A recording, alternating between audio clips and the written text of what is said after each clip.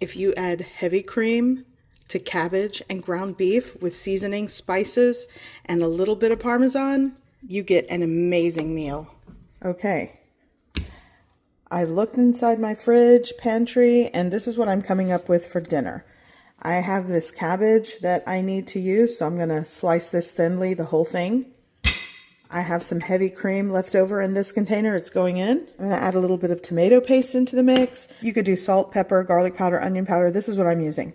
Wood-fired garlic and this Cowboy butter seasoning because I like it. I have a little bit of grated Parmesan cheese left, a pound of ground beef. This is going to be dinner. Okay, let's cook the ground beef first. Here we go, 1 pound of ground beef. This is 85/15.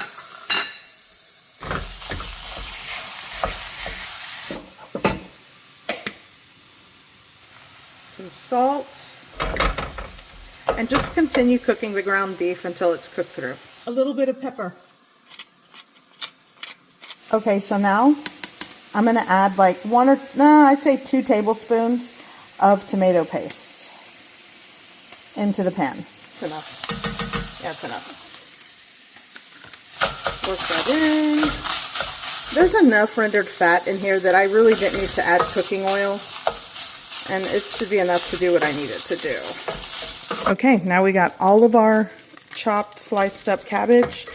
I might have to add this in batches. Okay, so I added half of it, and I want to sort of stir and mix it so the cabbage will start to sort of wilt and render its natural like water content. A little pinch of salt.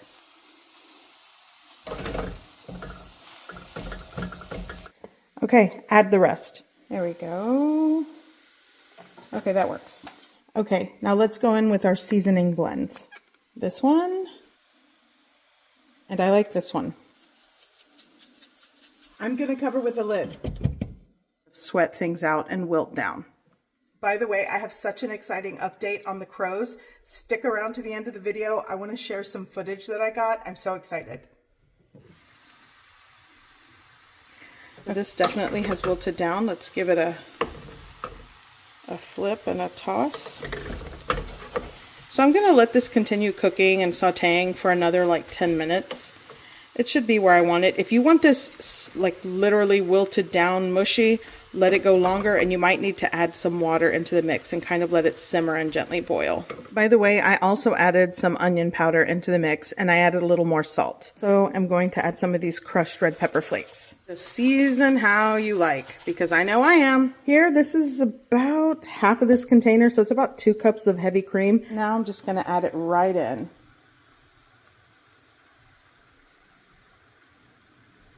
There we go. Whatever's left in this bag is what I'm using. And then now just give it a, oops, well, don't throw it everywhere. Give this a really good mix. And you want to make sure you lower the heat so it doesn't burn, scald, or like separate. You want this very creamy. Okay, I added more crushed red pepper flakes, and I'm going to add some parsley, dried parsley. Fresh works best. And this is it. Give this a stir, give this a taste, and enjoy dinner. This has become a favorite. Serve over potatoes, serve over rice. It's so good. Now, let me show you the crows. Okay, here I have 2 leftover roasted potatoes from yesterday. I'm gonna see if the crows like it. And for those of you just now like following this journey, they have a nest right there. Let's go see if the crows like this. I'm gonna leave it closer to the tree because I think they don't like coming too close. I'll leave it here, like there. There. I left you some potatoes down here. Okay, it's been like 30 minutes and my friend is there. To scare him, but gosh, he looks a lot bigger than... Here he is.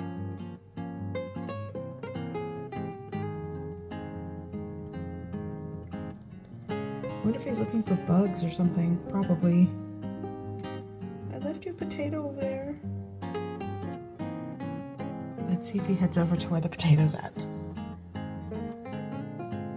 Oh, I hope he didn't freak out and see me. Okay. And the potato is right there. Okay.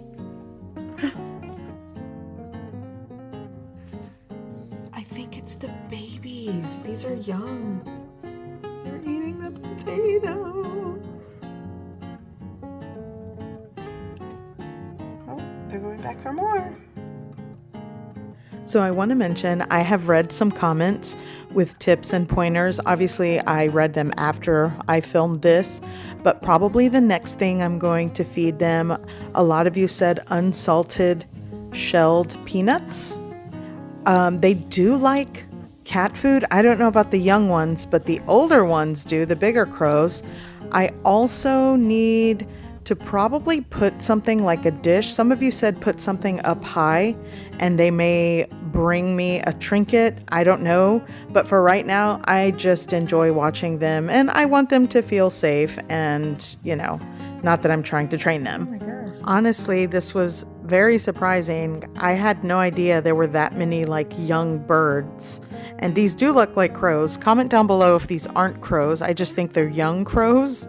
But very cool to see. He has potato. He's like running away. This one looks like he's chasing everyone off. This one's like, nah, I'm good. I'm coming back. Okay, so I noticed, remember my crow's nest that's right here? All those little birds are just hanging out. How many crows or baby crows can 2 crows produce? That is a lot. And I kid you not, I feel like I'm running a backyard daycare for all these babies. Wow. And they're all hanging out in this tree. Like, whoa. But they definitely like potato. And now I feel like I'm running a backyard daycare. Wow. Okay, so that's the video. And I will see you in the next one. By the way, don't forget, try the recipe with the cabbage and the ground beef. It's so good. Okay, bye.